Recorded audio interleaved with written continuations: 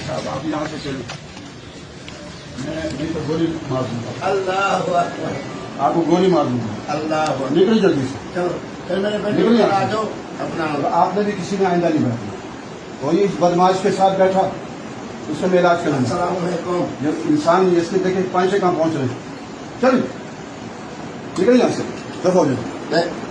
पूरे मुल्क में जहाँ मेरे इसको कोड़े लगा जाए, इस बदमाश को, ये खुद कहता है मैंने बहुत सारी शादियां की है। मेरी जूती वहाँ पड़ी है।